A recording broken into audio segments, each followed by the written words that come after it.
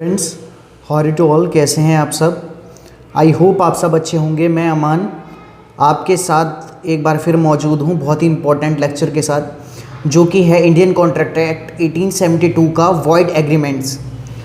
Friends, ये बहुत ही important question है जो कि एग्ज़ाम में मैक्सिमम टाइम्स पूछा जाता है कि वॉइड एग्रीमेंट्स कौन कौन से होते हैं, या आपके एग्ज़ाम में इस तरीके से क्वेश्चन आ सकते हैं कि agreement of restaurant of marriage या एग्रीमेंट रेस्टोरेंट ऑफ ट्रेड, इस तरीके से एक्सप्लेन करने के लिए आ सकता है। तो मैं आपको बता दूं, first of all, void agreements वो एग्रीमेंट्स होते हैं which is not enforceable by law, यानी जो एग्रीमेंट एनफोर्सेबल बाय लॉ नहीं होता that becomes void. So void contract बन जाता है। 7 टाइप्स के वॉइड कॉन्ट्रैक्ट इसमें बताए हुए हैं। फर्स्ट, मैं आपको पिछले लेक्चर में जिसमें legality of object and unlawful consideration में आपको बता चुका हूं।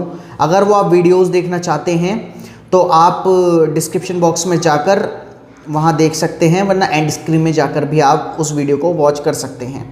सेकंड आता है एग्रीमेंट विदाउट कंसिडरेशन। सो कंसिडरेशन का मैंने टॉपिक पहले ही करवा चुका हूं। अगर आप कंसिडरेशन की वीडियोस देखना चाहते हैं तो वो भी आप डिस्क्रिप्शन बॉक्स में जाकर ईजिली आप वहाँ जाकर वॉच कर सकते हैं। थर्ड आता है agreement in restraint of marriage. ये सेक्शन 26 में डिफाइन किया गया है इंडियन कॉन्ट्रैक्ट एक्ट में। इसमें आपको ये देखने के लिए मिलेगा कि अगर कोई भी कॉन्ट्रैक्ट मैरिज रोकने के लिए या मैरिज पर किसी भी तरीके की रोक लगाने के लिए अगर कोई भी एग्रीमेंट करा जाता है तो वो वॉइड हो जाता है, क्योंकि राइट टू मैरिज सबका राइट है और उसे ब्रीच नहीं किया जा सकता। एक केस था लॉ वर्सेस पियर्स का केस। इसमें क्या था, जिसमें ए और बी दो कपल्स थे। ए जो मैन होता है वो बी से जब शादी करने के लिए कहता है तो वो एक ऐसा एग्रीमेंट बनाता है कि मैं सिर्फ तुमसे शादी करूंगा और मैं किसी से शादी नहीं करूंगा। तो ये एग्रीमेंट में जब आगे चलकर लॉ जो होते हैं वो दूसरी लेडी से मैरिज कर लेते हैं शादीशुदा होने के बावजूद भी, तो जो पेयर्स होती हैं वो उन पे केस कर देती हैं, सू कर देती हैं उन्हें कि ये ऑलरेडी मैरिड हैं और उन्होंने दोबारा शादी कर ली, तो इसके लिए मुझे कंपनसेशन चाहिए या मुझे इसकी रिकवरी अमाउंट चाहिए। तो कोर्ट क्या हेल्ड करता है कि आप किसी भी पर्सन की राइट टू मैरी को ब्रीच नहीं कर सकती, उनका राइट है। और अगर कोई भी ऐसा एग्रीमेंट बनाया जाता है जिसमें रेस्ट्रेंट लग रहा हो मैरिज पे, तो वो एग्रीमेंट वॉइड हो जाता है डायरेक्टली।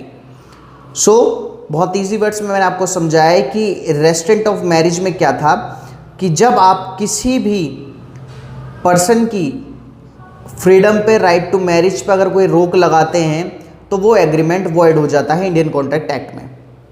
सो फ्रेंड्स, ये था restaurant of marriage section 26 of Indian contract act में।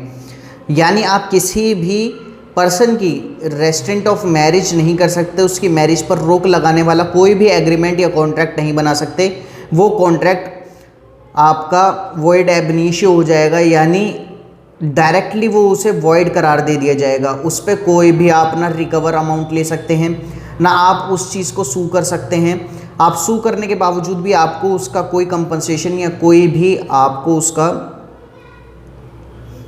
डैमेजेस आपको उसके नहीं मिल पाएंगे। सो फ्रेंड्स, ये था हमारा right restraint of marriage section 26 of Indian contract act. Then इसमें आएगा agreement in restraint of trade, जो कि हम अगली वीडियो में बनाएंगे। मेरा सिर्फ इस वीडियो को बनाने का मोटिव ये था कि मैं आपको ईजी वर्ड्स में ये समझा दूं कि रेस्टोरेंट ऑफ मैरिज क्या होता है। बाकी अगर आप कॉन्ट्रैक्ट के नोट्स लेना चाहते हैं मेरे से, तो आप कॉन्ट्रैक्ट के नोट्स लेने के लिए आप मुझे व्हाट्सएप कर सकते हैं। मैं अपना व्हाट्सएप नंबर डिस्क्रिप्शन बॉक्स में डाल दूंगा। देन अगर कोई भी किसी भी चीज़ की आपको क्वेरी है तो आप कमेंट बॉक्स में कमेंट करके मेरे से पूछ सकते हैं। सो आई होप फ्रेंड्स आपको समझ आई होगी वीडियो। एंड अगर आप मेरे चैनल पर न्यू हैं तो don't forget to subscribe my channel Aman law knowledge. Thank you friends.